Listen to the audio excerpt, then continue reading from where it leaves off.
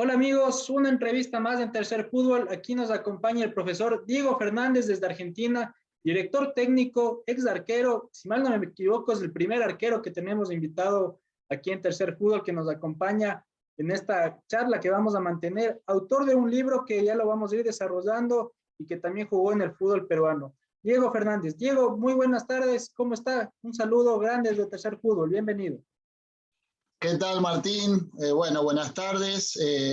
Gracias por la invitación y va a ser un placer poder dialogar con ustedes de todo lo que es referente al libro, a mi trayectoria y al fútbol de actual, a todo lo que ustedes quieran, ¿no? Listo, profe, muchas gracias. Vamos desde el inicio. ¿Cómo se dan sus inicios precisamente en el fútbol? ¿Cómo se desarrolla desde temprana edad quizás el amor por la pelota? Bueno, yo soy nacido en la ciudad de Punta Alta, una ciudad al sur de la provincia de Buenos Aires, para ubicar geográficamente a los espectadores.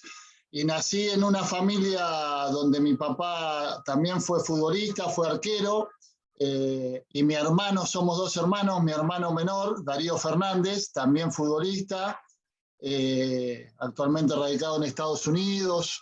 Bueno, desde muy chico mamamos el fútbol, ¿no? Y esta profesión, y paralelamente después, cuando mi padre se retira, inicia una carrera como formador.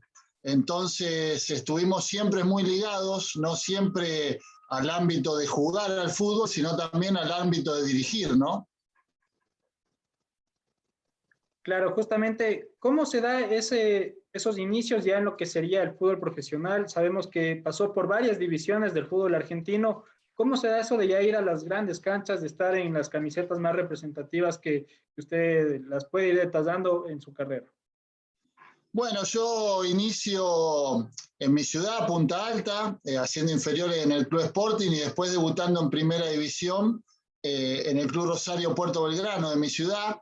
Y en ese lapso mi padre fue a trabajar a un pueblo llamado Villalonga, un pueblo muy chico, a 160 kilómetros, donde yo tuve la posibilidad a los 16 años de debutar en Primera División en una liga regional.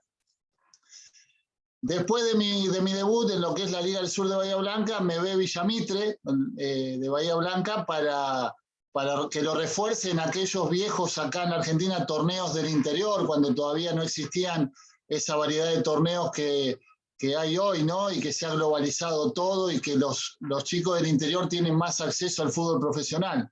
Y ahí, bueno, ahí inicio un derrotero, ¿no? Que me lleva primero en Villamitre jugando el Federal A, que es una tercera división acá en Argentina, para después sí escalar en Unión de Santa Fe en primera división y pasar por varias instituciones, ¿no? Olimpo de Bahía Blanca, donde me dirigió el profe Gustavo Alfaro y logramos el ascenso a primera división. Muchas idas y vueltas a Villamitre de Bahía Blanca en diferentes divisiones, Alianza Atlético de Sullana en Perú, Central Córdoba de Santiago del Estero, Juventud Antoniana de Salta, Santa Marina de Tandil, La CAI de Comodoro Rivadavia, siempre, casi siempre en el Nacional B, ¿no? En primera división pude jugar en Perú, donde jugué una Copa Sudamericana, en el Alianza Atlético, y bueno, una carrera de 20 años, ¿no? En el fútbol profesional, que hoy, cuando uno lo mira en retrospectiva, le da valor. En el momento que uno está jugando, esa vorágine de los partidos y del semana en semana, por ahí no toma conciencia hasta que uno se retira, mira para atrás y ve todo el camino recorrido, ¿no? Precisamente, ¿cómo es esa diferencia? Nos ha comentado varias divisiones del fútbol argentino, incluso fútbol continental desde Perú. ¿Qué diferencias hay entre disputar una Serie B, por decirlo así, una Copa Sudamericana, el ascenso? ¿Cómo se conjuga todo eso en una carrera? Y cada división tiene su idiosincrasia y su cultura, ¿no? El ascenso acá en la Argentina es un ascenso muy competitivo, donde tanto el Federal A, que sería el interior, como la B Metro, que es lo que concierne a Buenos Aires, que son las terceras categorías para subir a la primera nacional, la segunda categoría del fútbol argentino, son divisiones duras, donde hay muy buenos jugadores, porque hay mucha competencia interna. Tal es así que hoy los clubes, sobre todo de primera división, miran mucho a todas esas instituciones, más que nada porque el mercado económicamente se ha puesto muy difícil, entonces buscan valores que puedan ser desde lo económico redituable y también mucho más desde lo futbolístico. Uno, la verdad que a medida que va subiendo categorías y va jugando, como en todos los países, no solo de Sudamérica, sino del mundo, la jerarquía de los intérpretes va subiendo a medida que uno va subiendo de categoría, ¿no? Por ejemplo, si uno lo mira desde el puesto del arquero, en una tercera categoría, por ahí un delantero tiene 5 situaciones y una sola puede ser gol. A medida que vos vas subiendo, llegás a la primera división o a una Copa Internacional y un delantero de 5 situaciones, 3/4 son muy probables que sean efectivas, ¿no? Entonces eso es lo que va cambiando mucho en las divisiones, ¿no? La jerarquía. Profe, que ya lo introducí a usted, su posición de arquero. ¿Qué diferencias tiene la carrera de un portero a la de un defensa, la de un jugador de cancha y no de área? Y el arquero tiene un intelecto diferente a los demás, por el hecho de que además conlleva una maduración diferente, porque el arquero, como todos sabemos, el gol se lo hacen a todo el equipo, pero siempre la lupa está sobre el arquero, ¿no? Y la responsabilidad está sobre el arquero. Y así lo siente, ¿no? Cuando el equipo recibe un gol, por más que el resultado del gol en contra no dice el nombre del arquero 0 y el rival 1, el arquero lo siente como que se lo hubieran hecho a él solo, ¿no? Entonces, el temple del arquero y lo emocional, desde el punto de vista emocional, trabajarlo es muy importante, porque puede haber muchos arqueros con muchas y excelentes condiciones técnicas que tal vez no tengan un carácter y un manejo de las emociones ante la adversidad, y eso hace que su carrera no pueda ser fructífera o no pueda llegar a lugares donde su técnica los podría llevar, ¿no? Bueno, también nos comentaba del paso que tuvo por el fútbol peruano, por el Alianza Atlético. Detállenos un poco más de cómo fue ese traspaso al fútbol de Perú, jugar una Sudamericana, cómo fue esa experiencia. La verdad que fue una experiencia muy buena, porque me tocó en una edad para el arquero, yo creo que bisagra, que son los 30 años, donde el arquero ya tiene una maduración y un camino recorrido muy importante. Entonces, llegar a un fútbol de primera división, la primera vez que yo salía del país, tener la posibilidad de jugar en un equipo del norte del Perú, que en ese momento era muy fuerte, teníamos un muy buen equipo. No solo jugamos Copa Sudamericana, en ese momento dejamos afuera en la fase eliminatoria al Bolognese dirigido por Jorge Sampaoli, después nos deja afuera Junior de Barranquilla, pero a su vez en el torneo local volvimos a clasificar a la Copa Sudamericana del año 2005, o sea, eso fue el año 2004, así que fue una experiencia maravillosa, ¿no? No solo desde lo futbolístico, sino desde lo cultural, encontrarme con gente que me abrió las puertas, que me trataron muy bien. Tengo muchos amigos peruanos, tengo un gran recuerdo y siempre estoy en contacto con ellos. Y la verdad que fue una bisagra, ¿no? Un antes y un después, tanto en mi carrera deportiva como en lo humano, ¿no? Diego, luego pasa la etapa de futbolista y comienza el tema de entrenador, de conformar cuerpos técnicos. ¿Cómo se afronta el retiro y empezar esta nueva etapa, empezar desde el lado del banquillo, desde el lado del camerino, más que del lado de la cancha propiamente? Bueno, sabemos que el retiro es traumático para muchos jugadores de fútbol. En mi caso me fui preparando. Yo en el año 2009, cuando jugaba en Atlanta, en Buenos Aires, comencé a hacer el curso de técnico en la Escuela de Entrenadores número 1 en River Plate. O sea que yo, 2 años antes de retirarme, ya estaba recibido como director técnico.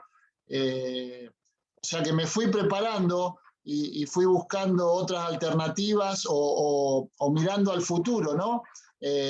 Tuve la posibilidad de que apenas me retiro en el año 2013, el profesor Marcelo Fuentes, que me había dirigido en varios equipos, me convoca a ser su técnico alterno, su asistente principal, y ahí comencé un camino de una experiencia, yo digo, importantísima para después uno largarse solo a dirigir, ¿no? Porque fui asistente de él en Sarmiento de Junín, en Patronato de Paraná, en segunda división del fútbol argentino, Central Córdoba de Santiago del Estero, Quilmes, y tuvimos una Gimnasia de Mendoza también en el Federal A, y tuvimos una experiencia muy fructífera en el Deportivo Cúcuta de Colombia también. Así que eso me dio más, yo tenía un conocimiento de 20 años como futbolista profesional, 10 años acompañándolo al profesor Marcelo, me dieron esa experiencia desde el otro lado de la línea, ¿no? Desde el manejo del grupo, desde estar en el banco de suplentes, de ver cómo se hacen los cambios, qué determinaciones tomar. Y bueno, para decidir ahora sí comenzar mi carrera como entrenador principal, conformando mi grupo de trabajo y bueno, gestionando siempre desde el conocimiento y desde la capacitación, más allá de lo que uno ha experimentado para poder tener la oportunidad. Profe, ¿cuáles son sus principales influencias? ¿Cuáles son sus referentes a nivel de entrenador, de director técnico? Como todos los argentinos, hemos estado siempre en la dicotomía de Menotti y Bilardo, ¿no? Por hablar del fútbol de hace ya varios años atrás. Y yo creo que uno, por ser contemporáneo de esos mundiales, ¿no? De la etapa de Menotti, yo tengo 48 años, y de la etapa de Bilardo,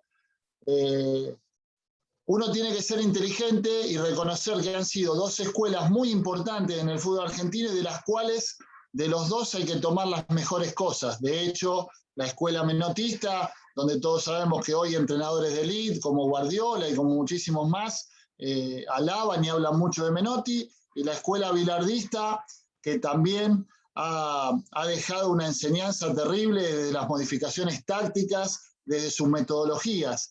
Esos son dos referentes para mí. Y después uno va tomando de cada entrenador, sobre todo de la actualidad, las cosas que pueden ser provechosas para la idea de juego de uno, ¿no? Uno admira, obviamente, a Marcelo Bielsa, admira a Ricardo Gareca, admira la filosofía, obviamente, de Guardiola y de Mourinho. Aunque sean escuelas totalmente diferentes, uno tiene que ser abierto y flexible y tratar de, como una esponja, tomar lo mejor de cada escuela. Hoy se habla mucho, por ejemplo, en metodologías de trabajo, de la periodización táctica, ¿no? De Víctor Frade o del microciclo estructurado. Bueno, yo creo que, tengo la idea de que siempre los extremos son malos, ¿no? A mí me parece que de todo se puede sacar algo. En mi idea futbolística, obviamente, siempre trato, mi modelo de juego, siempre trato de armar un equipo y de hacer una metodología de trabajo que tenga que ver con la responsabilidad que tiene un equipo para con la gente, ¿no? No solo con la idea del entrenador, sino con tratar de pensar en el arco de enfrente, con tratar de no decir jugar bien, porque el jugar bien es subjetivo, ¿no? Para lo que para mí puede ser jugar bien, para otro no. Pero sí tratar desde la amplitud, la profundidad, el manejo del balón, la verticalidad, darle a mis equipos ese protagonismo que seguramente todos los entrenadores quieren, pero que es difícil lograr, ¿no? No es algo muy fácil, pero siempre yo soy muy defensor y muy autocrítico en el hecho de que los equipos tienen la imagen del entrenador, ¿no? Como el entrenador ve el fútbol, ve la vida. Entonces es muy raro que un equipo esté muy diferenciado de la manera de vivir del quien conduce, ¿no? Que no tiene solamente que ver con el conocimiento del juego, porque el conocimiento del juego tenemos todos, después hay que ver cada uno cómo interpreta ese conocimiento y cómo ejecuta su idea, ¿no? Justamente nos daba una gran cantidad de nombres y previamente nos hablaba de Gustavo Alfaro, que siendo un medio ecuatoriano no podemos dejar de aprovechar para consultarle sobre qué influencias, qué referencias o qué recuerda y conceptos tiene de Gustavo Alfaro. Bueno, la verdad que yo le tengo un aprecio muy grande al profesor Gustavo, a él y a su cuerpo técnico. Con Olimpo en el año 2001 es el primer torneo que él gana. y donde termina de conformarse ese núcleo de tres, ¿no? Gustavo Alfaro, Carlos González y el profesor Sergio Chiarelli. Ellos eran el cuerpo técnico en ese momento.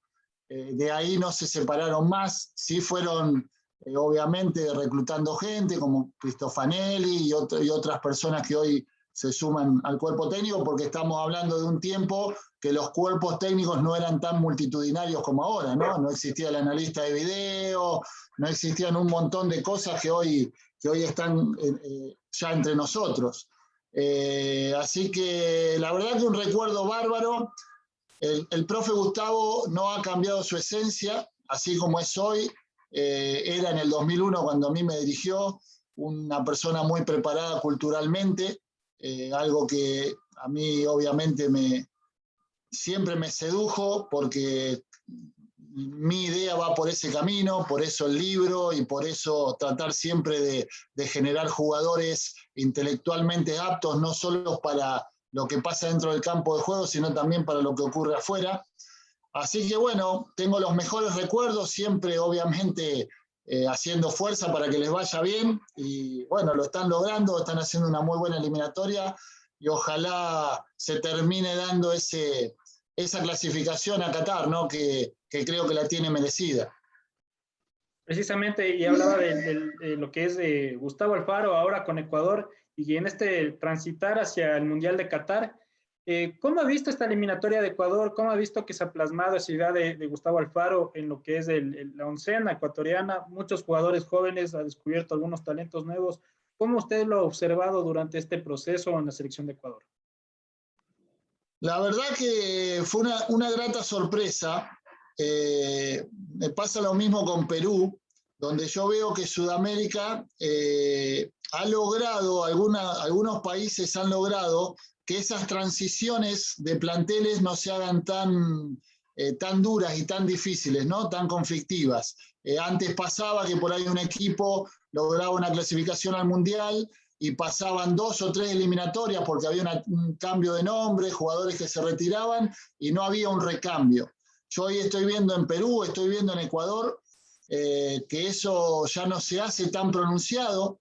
Veo un equipo ecuatoriano, la verdad, con varios exponentes individuales en un gran nivel, no sé, ustedes obviamente que lo viven más de cerca, tendrán su análisis, ¿no? Uno que lo ve de lejos y que sigue siempre el fútbol sudamericano, ve que hay en algunos jugadores un desequilibrio individual importante, y eso ha ayudado a la idea del profe Gustavo, un técnico estructurado, ordenado, pero que en esa estructura y ese orden, la individualidad de esos jugadores diferentes ha potencializado su trabajo, ¿no?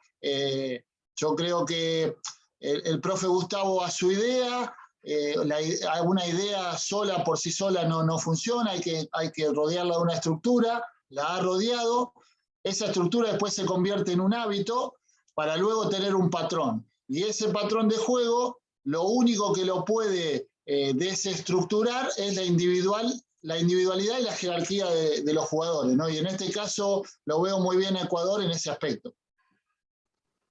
Precisamente vemos detrás de usted su libro que lo publicó recientemente, El intelecto y 10 más.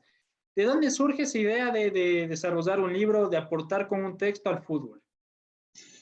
Bueno, yo siempre desde muy chico, en forma personal, fui muy apegado a las artes, entonces siempre he tenido como meta desde la adolescencia la posibilidad o el sueño de escribir un libro. Cuando fue la pandemia, que tuvimos todos esa adversidad de estar encerrados, el aislamiento, bueno, yo lo aproveché para poder realizar muchos cursos en algo que me interesa mucho, que es el cerebro humano, ¿no? Y sobre todo el cerebro del futbolista, de cómo el futbolista recibe los conocimientos, cómo puede aprender más rápido y mejor, cómo el entrenador le puede dar una metodología por ahí disruptiva al futbolista y que ésta lo ayude en la toma de decisiones dentro del campo de juego. Así que en ese interín de capacitarme, de hacer cursos, de tener reuniones y charlas con colegas y con profesionales de otras áreas, fui escribiendo, que es una afición que tengo, y bueno, en un momento me di cuenta que tenía material como para escribir un libro, ¿no? Y bueno, le fui dando forma. Fue también una manera, estando fuera del sistema laboral, como digo yo, desde mi trinchera, en ese momento, de seguir aportándole al fútbol, ¿no? Y algo que pregoné desde que fui jugador y hoy soy entrenador, como dije antes, de que el futbolista no es solo una persona que entra a jugar al fútbol, sino una persona que tiene que estar preparada para el día de mañana cuando no juegue más, en la formación para el chico que no llega a ser futbolista profesional. Y los entrenadores tenemos una posibilidad muy importante. El otro día leía una frase de Stuart McGill, que es un exjugador de cricket australiano y entrenador, y él decía, tenemos que aprovechar los entrenadores una herramienta que tenemos que es fundamental, y que es la pasión que tienen nuestros jugadores por el deporte que aman.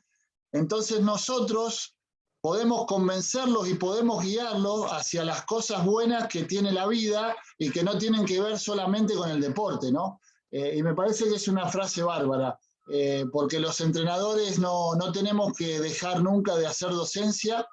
Uno siempre sigue aprendiendo. Yo jugué hasta los 39 años y hasta el último día que entrené aprendí cosas. Hoy soy entrenador y todos los días voy buceando y voy buscando cosas nuevas para aprender.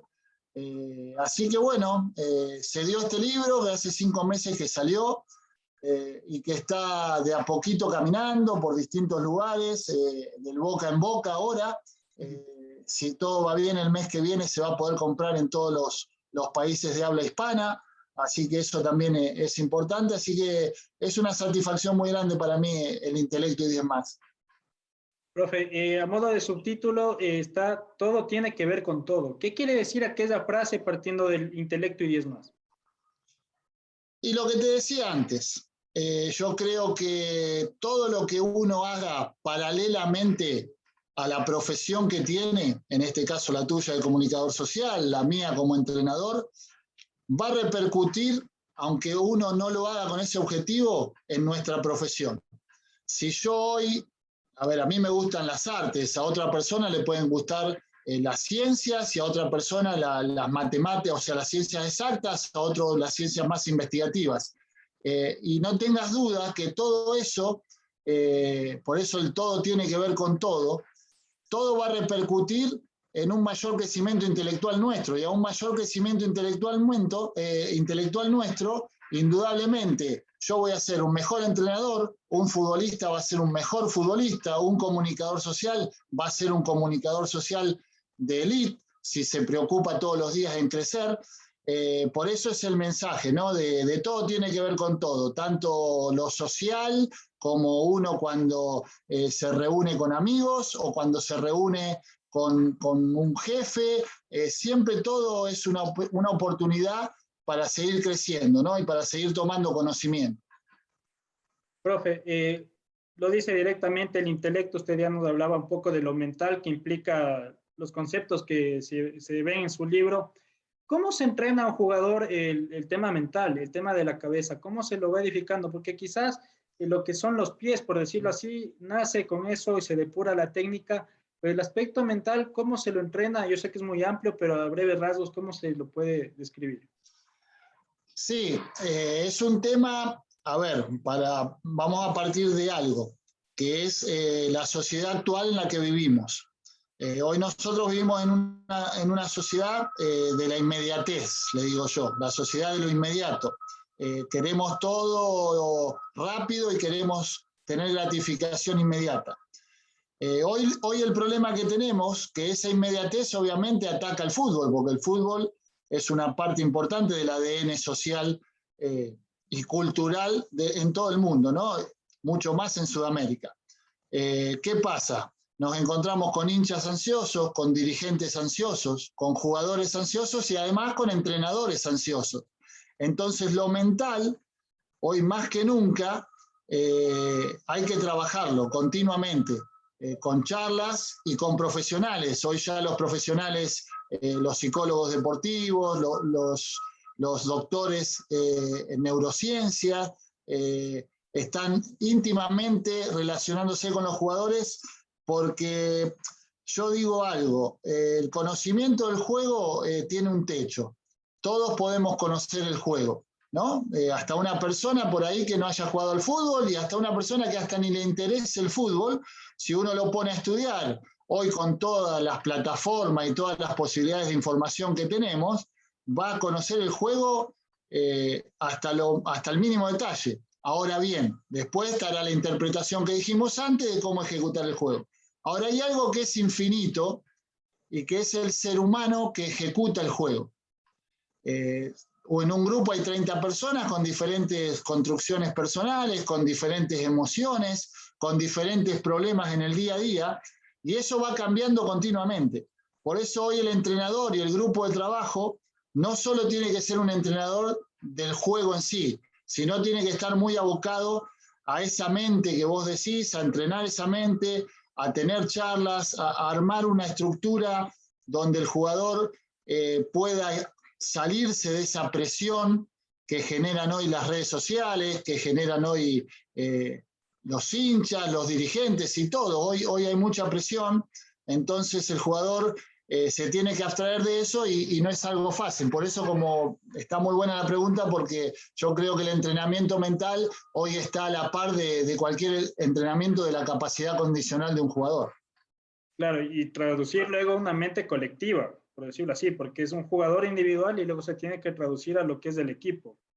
Exacto, uno trabaja mentalmente en lo individual, pero siempre, obviamente, para que eso repercuta en lo colectivo, ¿no? Y de ahí que siempre el grupo sea tan importante. Justamente anoche, no la había visto, miraba la documental de la Italia campeón de la Eurocopa, donde se veía ya en las imágenes, y uno con la experiencia como jugador y entrenador, de que era un grupo muy arraigado, muy compañero. De hecho, Mancini lo dice en algún momento, Gianluca Vialli, el asistente, lo dicen, y yo creo que eso es muy importante. Hoy el grupo humano pasa en la Argentina hoy, donde Lionel Scaloni, sin tener una experiencia previa dirigiendo, ha logrado potenciar ese grupo que tantas por ahí adversidades había tenido, y ha logrado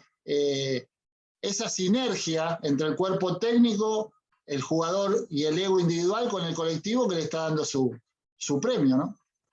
Precisamente. También el escribir un libro de fútbol abarca dos ámbitos, por decirlo así, que sería el literario, el escribir, y también obviamente lo deportivo. ¿De dónde surge esa afición por la lectura, esa afición por escribir? Y a ver, Martín, uno es y termina siendo lo que es en la vida por la gente que lo ha rodeado a lo largo de la misma, ¿no? Yo nací en un lugar donde mi padre era muy aficionado a la lectura, donde mi tía era maestra y yo pasaba mucho tiempo con ella. Entonces, desde muy chico siempre había un libro dando vuelta por casa, Julio Verne, Emilio Salgari, esas historietas para los jóvenes, ¿no? Y a su vez, también libros de fútbol. Como mi padre era jugador y después entrenador, también teníamos sobre la mesa del living muchos libros de literatura, de fútbol. Y a su vez también primos mayores que estaban en una época donde la música en Argentina empezaba a resurgir porque era la vuelta de la democracia, entonces empezaba ese rock nacional a surgir, entonces uno también empezaba a incorporar esa faceta, ¿no? de musical. El cine obviamente también, desde siempre, porque vivíamos muy cerca de un par de cines en Bahía Blanca en mi juventud, y siempre íbamos con mis amigos al cine. Entonces yo creo que todas esas cosas que uno fue desde chico viviendo, no las cortó en la adolescencia y siguieron en la edad adulta, ¿no? Y la verdad que bueno, me pone muy feliz porque me hace muy bien leer y me hace muy bien el arte, sobre todo en estos momentos donde uno no está dentro del trabajo de campo, el arte es un cable a tierra, ¿no? Justamente nosotros en Tercer Fútbol constantemente publicamos reseñas de libros, de películas que estén relacionadas de alguna forma con el fútbol. ¿Y cómo se desarrolla esa conexión, digamos, entre lo que es lo artístico, lo cultural y el fútbol? Y el fútbol es cultura, y el fútbol es arte. Yo creo que nadie puede decir que una gambeta de Messi o el gol de Maradona a los ingleses o la gambeta de Plata el otro día que arranca de la mitad de la cancha y llega casi hasta el área chica, no es arte, me parece que es arte puro, en estado puro. Es como ver una obra de ballet. Eh, y además el fútbol, en este caso, está íntimamente ligado con la cultura de todos los países. Y se han escrito y se van a seguir escribiendo y haciendo películas y escribiendo libros sobre el fútbol, porque como dijimos antes, el fútbol es el ADN de la cultura de los países, de muchos países, sobre todo en Sudamérica. Yo no puedo despegar en base a mis formas el fútbol del arte. Yo no me perdono estar dirigiendo a un equipo y llegar un día y regalarle un libro a un jugador, o no recomendarle una película que yo creo que le puede hacer bien. Después él tomará la decisión si lo lee o no lo lee, o si la mira la película o no la mira. Pero me parece que el arte está ligado a todo lo que nosotros hacemos en la vida y no puede estar alejado del fútbol. Yo, por ejemplo, no lo puedo dividir, ¿no? Diego, para ir cerrando, cuéntenos cómo está más o menos estructurado el libro, qué nomás nos vamos a encontrar en cada página. Sé que hay algunos, por decirlo así, escritores e invitados, algunos futbolistas. ¿Cómo se desarrolló y cómo vamos a irnos encontrando página a página con el texto? El libro está distribuido en 4 partes, donde arranca en una parte con más científica, donde yo hablo en base a estudios y en base a investigaciones y, como dije antes, en charlas con especialistas de los diferentes tipos de pensamiento, analógico y metafórico, reduccionista y el pensamiento sistémico hoy tan de moda en el fútbol, el modo enfocado y el modo difuso. Algo muy importante, el pensamiento convergente y el pensamiento divergente. El pensamiento convergente es el que, cómo nos educan a nosotros con una sola solución a los problemas, y el pensamiento divergente es lo que está íntimamente ligado a la creatividad, a buscar varias respuestas a un solo problema. Los tipos de aprendizaje, el aprendizaje implícito, explícito, para después pasar a una segunda parte donde yo ya analizo a los artistas principales, ¿no? Como le digo yo, los entrenadores, los jugadores. Ahí ya empiezo a ver también y a hacer ensayos sobre la realidad que vivimos, de la inmediatez, del éxito, de cómo se ve el éxito, o cómo cada uno le da valor a la palabra éxito. Ahí también traigo a varios deportistas que para mí, más allá de no haber sido futbolistas, han sido importantes en esto de conjugar deporte y arte. Después paso a una tercera etapa donde me tomo algunas licencias y empiezo a hacer asociaciones con metodologías disruptivas, ¿no? Con las asociaciones de los juegos de mesa y el fútbol, el ajedrez, de cómo la enseñanza de las matemáticas puede enseñar a ser un jugador o generarle al jugador ideas para la toma de decisiones dentro del campo de juego, para terminar como conclusión hablando del cerebro de los deportistas y de qué es, haciendo una conclusión de todo lo hablado en el libro, si realmente generarle todas esas inquietudes al deportista, en este caso el futbolista, lo va a hacer potenciar sus capacidades, ¿no? El libro tiene prólogo del Mono Navarro Montoya, y además en él hablan Pablo Luguercio, Tony Aiz, una entrenadora femenina, la primera entrenadora femenina española que dirigió la selección femenina de su país, Pablo Rodríguez Sánchez, también un profe de español que hoy está dirigiendo el Aracena Fútbol Club, Nacho Bollino, Augusto Matt, César Cariñano, Héctor Bracamonte, también todos exjugadores que están ligados de una u otra manera al arte, que han hecho paralelamente su carrera futbolística, pero nunca dejando el arte de lado. Varios psicólogos deportivos, Diego Vargas, un psicólogo deportivo de atletas olímpicos, Augusto Galateo y César Palmieri, psicólogos deportivos de acá de Primera División del Club Unión. Y así varios más, algunos entrenadores de básquet también que han dado su participación con algunas frases. Así que es un libro donde no solo está enfocado a los amantes del fútbol, sino a los del deporte en general y a todos los que están íntimamente ligados con la docencia también, ¿no? Con docentes de cualquier área, porque se van a encontrar con psicología, con coaching, con neurociencia, con vivencias personales. Así que bueno, en líneas generales, ojalá que si en algún momento, y creo que sí, va a estar en Ecuador, y lo puedan tener, lo disfruten, ¿no? Profe, para ir cerrando, una pregunta que hacemos siempre a todos nuestros invitados. ¿Cómo ve usted el fútbol actual? ¿Cómo usted observa este balompié moderno? Y una de las preguntas que yo me hago en el libro es, ¿el fútbol cambió? Entre signos de pregunta, ¿no? Porque yo creo que la esencia del fútbol sigue siendo la misma.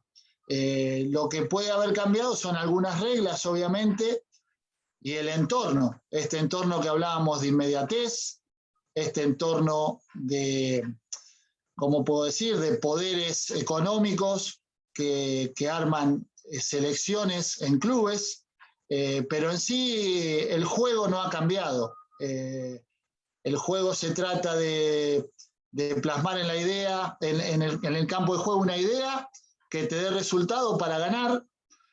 El juego no ha cambiado en la mirada de los protagonistas, donde el futbolista, que para mí es lo más importante que tiene el juego, lo único que quiere es jugar a la pelota. No importa que juegue en el Paris Saint-Germain o juegue en el campito con los amigos, esa esencia amateur el jugador no la pierde nunca. Por eso digo que si bien el fútbol hoy está rodeado de tecnología y de muchas cosas que obviamente han llegado ya para quedarse y son parte del progreso de la sociedad y del mundo tecnológico, yo creo que el fútbol en sí sigue siendo el mismo. Cambiaron algunas cosas extras y las que están afuera, ¿no? Periféricas, pero la esencia del juego sigue siendo la misma. Y ahora sí, la última que se me ocurre, justamente partiendo de esta última respuesta, obviamente en el texto usted habla del intelecto y nos lo ha detallado ampliamente, pero quizás, ¿qué se contrapone al intelecto o qué amenazas puede tener ese intelecto en el fútbol? Y la burbuja con la que viven los jugadores, ¿no? Los futbolistas. Porque el futbolista vive totalmente abstraído de la realidad que vive una persona normal. Y esto no lo hablo como una crítica, lo hablo como lo que está sucediendo.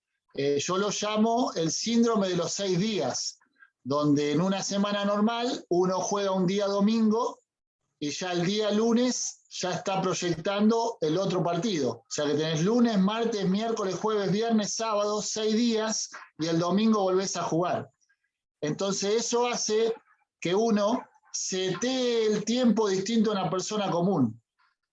Donde sus proyecciones son de semana a semana y de domingo a domingo y de donde el único objetivo que tiene en mente es ganar, ganar, ganar, ganar. Entonces eso hace que se abstraiga de las cosas normales, hasta de compartir con la familia, compartir con amigos, y a eso paralelamente sumado lo económico, ¿no? Donde hoy los jugadores de fútbol tienen la oportunidad de ganar una plata que un trabajador común o un trabajador de otra área no lo puede hacer. Bienvenido que así sea, porque obviamente tienen el don y el fútbol mueve millones y no sería, no sería totalmente justo que el protagonista principal no gane lo que ganan las grandes corporaciones alrededor del fútbol, ¿no? Entonces, volviendo a tu pregunta, Eso es lo que puede afectar el intelecto, el desarrollo del intelecto. Que estar tan metido en su profesión y estar tan abstraído de lo que pasa alrededor de él, le juegue totalmente en contra para vivir una realidad como la que por ahí vive una persona común, ¿no? Diego Fernández del Tercer Fútbol, arquero y entrenador argentino que nos acompaña en esta entrevista. Muchas gracias, profe Diego. Siempre bienvenido a Tercer Fútbol y esperemos que no sea la última charla que mantengamos por esta revista digital. No, por favor, Martín, desde ya agradecerte desde Argentina, a disposición para lo que necesiten, los sigo siempre en todas sus plataformas, muy interesante todo lo que proponen, y bueno, les mando un abrazo grande y vuelvo a repetir, para cuando gusten estaré disponible. Muchas gracias, profe, siempre las puertas abiertas de igual manera, un fuerte abrazo. Bueno, espero que te haya gustado, Martín, te mando un abrazo enorme. Muchas gracias.